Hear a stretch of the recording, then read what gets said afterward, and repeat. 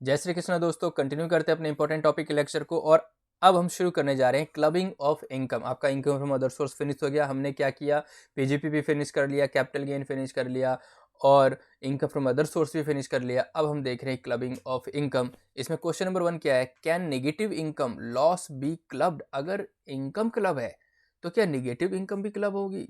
Yes, अगर income taxable है तो उससे खर्चे भी टैक्स डिडक्शन मिल जाती है। तो income includes loss also.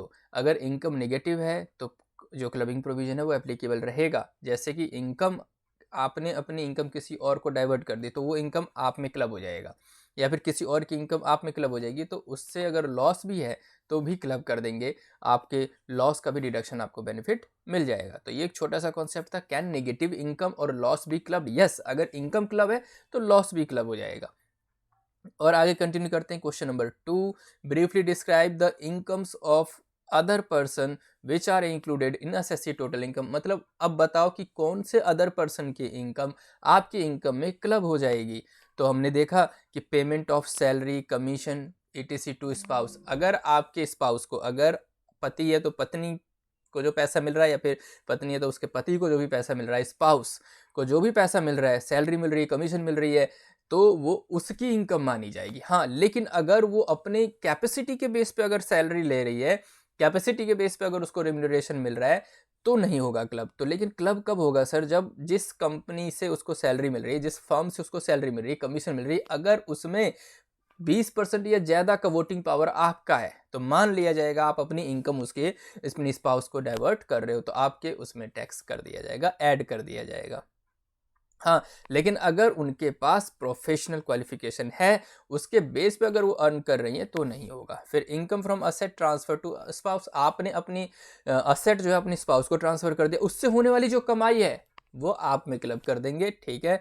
Income from asset transfer to daughter in law. अपने अपनी डॉटर इन लॉ को अगर कोई असेट ट्रांसफर कर दिया, उससे होने वाली अगर कमाई है तो वो आप में क्लब कर देंगे।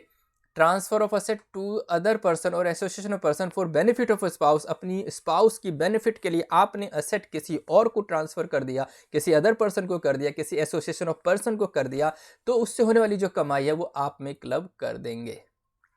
Income from business. अगर कोई ऐसा असेट जो ट्रांसफर किया अपने स्पाउस को, डॉटर इन लॉ को, और उन्होंने उस पैसे को किसी बिजनेस में इन्वेस्ट कर दिया, तो उस बिजनेस से होने वाली इनकम भी आपके इनकम में क्लब कर दिया जाएगा। Income of a minor child. अगर कोई बच्चा 18 साल से कम है, उससे उसकी जो कमाई है वो आप में क्लबिंग हो जाएगी।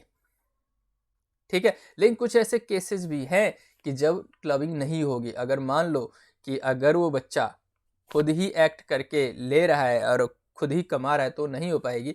हाँ, अगर ये भी है कि क्लबिंग तभी होगी जब जो मदर और फादर है उनकी जो मैरिज है वो एक साथ होनी चाहिए। मतलब मैरिज मतलब डाइवोर्स नहीं होना चाहिए। अगर दोनों एक साथ हैं तो उसमें देखेंगे मदर या फादर में किसकी ज़्यादा इनकम है। जिसकी ज़्यादा इनकम है उसके साथ क्लबिंग हो जाएगी। अगर उन दोनों की शादी अब नहीं रही तो फिर ये देखेंगे कि माइनर बच्चे को कौन मेंटेन कर रहा है। ठीक है।